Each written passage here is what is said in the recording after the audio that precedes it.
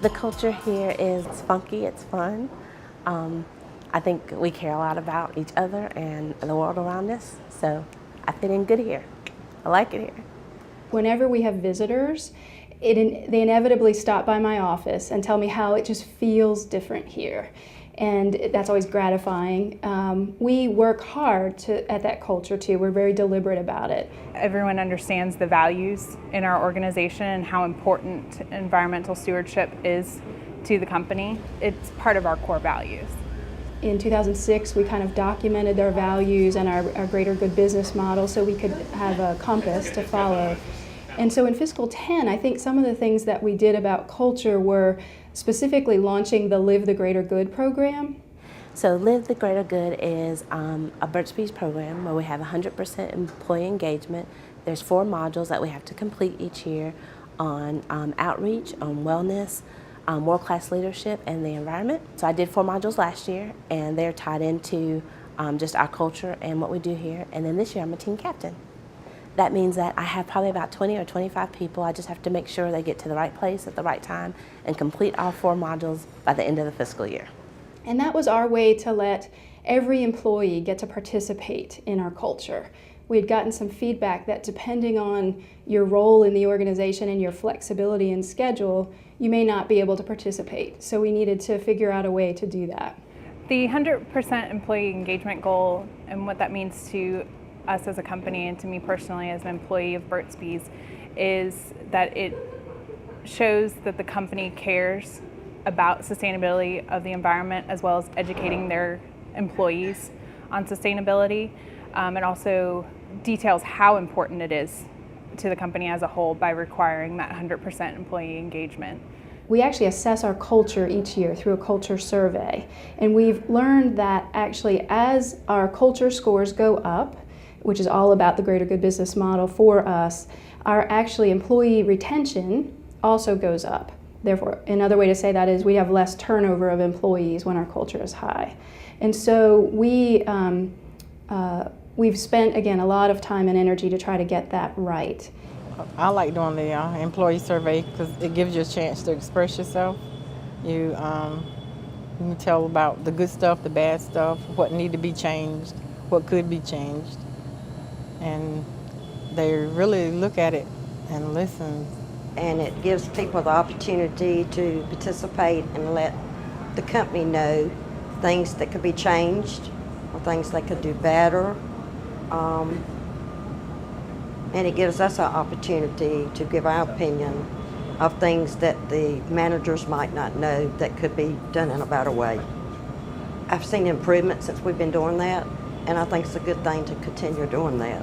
We actually have 2 different surveys that we use. One is referred to as a culture survey that helps us monitor things like pace of change or decision making or management practices. We actually say that that's a bit of our associates' scorecard of management. This year actually, in the early part of the year, we conducted our survey and our scores actually slightly dipped. 2 areas predominantly. One is management's communication and the other is pace of change, and we know that they're related. And so we know with the growth of the company, the changes we're experiencing, if we don't communicate well during those time periods, we can lose people. They aren't sure where we're going and why. So we seeing those results, reacted very quickly then, and we think that the Live the Greater Good program, getting everybody involved and engaged, was a way that we were actually able to get people reconnected to our values. One of the struggles is in any company is communication, and I feel that there has been definite improvement in that, and also cross-departmental communication, even just ways of working with other departments. There's definitely been improvement because it really provides opportunities to create action teams and to improve those relationships. So in addition to a culture survey of our employees that might talk about traditional things like decision making or pace of change, we also conduct what we refer to as a Green Day survey. And we were very fortunate that actually 2 of our eco-bees 4 years ago decided we should look at what are the green practices that somebody does each and every day, and then how could we impact or influence that. Types of questions in the survey are actually things like, has a program or process or something you've learned at work impacted you at home? Have you taught a relative that? Have you changed your practices? Do you recycle more? Do you use different light bulbs, for example, things like that. And so we've been able to use that survey each year to monitor, again, how much an associate has grown in their practices at home and how much they have maybe influenced their neighbors or relatives, and then again, how much our programming has influenced that. So one of the reinforcing systems we have for our culture is actually our short-term incentive. All of our associates are eligible for a bonus or short-term incentive based on company performance. And like most companies, there are sales and profit metrics, but what's unique to us is the fact that we have a sustainability component of that, and we also have individual performance against that. And in sustainability, that changes every year depending on what we're focusing on, but last year we had elements around water usage, electricity, items like that. If we just had sustainability goals but didn't put forth the effort to ensure that we achieved 100% employee engagement, or that it wasn't dictated down from management and that management was behind it, I don't think we would have as much enthusiasm and really feel like it's as important as our day-to-day work. Having an initiative and having it compliant or everyone participating it wholeheartedly are two different things. So I think by having this initiative tied to a bonus is one of the good things that we do at the company, so everybody is kind of conscious that they would have to do something, because at the end of it everybody's looking at the paycheck and the bonus at the end of the fiscal year. So now your initiatives and your activities are so closely tied in, and I think it's a credible thing for the company to do. Each year we select the metrics based on which programming we need to reinforce or get attention to, and they're all tied to our ultimate goals for 2020. So one of the things that we implemented several years ago were actually what we refer to as eco-benefits. And there are several of them. One is around fuel-efficient vehicles, the other is around carpooling and just some preferred parking, the other is around electricity offsets.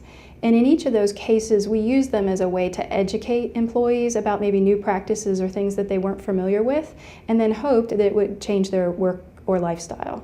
And I think we've found that to be the case. Again, the Green Day survey helps us understand if that has actually moved or improved, and we see on each of those topics that we have fewer people driving alone, and we have more people, for example, thinking about electricity offsets for their home usage.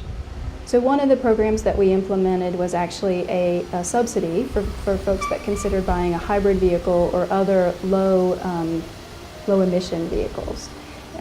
It really was as simple as if they made the purchase, they kind of came in, signed a form, told us, and we gave them a reimbursement. But it did show the fact that we were supportive of those efforts. I drive a hybrid, something that I was seriously considering purchasing, but had a nice incentive in that Burt's Bees does offer an incentive and a subsidy to encourage the purchase of fuel-efficient vehicles, and that was something that helped to certainly spur me along in making that decision and make the actual commitment to buy a hybrid vehicle. I think it's great. I mean, I think it really demonstrates the company is truly committed to those benefits, and it's not just about kind of how it impacts our day-to-day business aspect, but also about how we're able to carry that through into our personal lives, and when we leave the doors at night, it really is a way for us to continue living those values outside of these doors. So each of the eco-benefits that we pulled together probably appealed to a different person, but they were all related to reducing our carbon footprint as consumers or individuals, as well as a company, from a company perspective too. Tonight we're going to do a third chakra practice. So we've always felt that wellness, our well-being of our associates, fit right into the model really perfectly.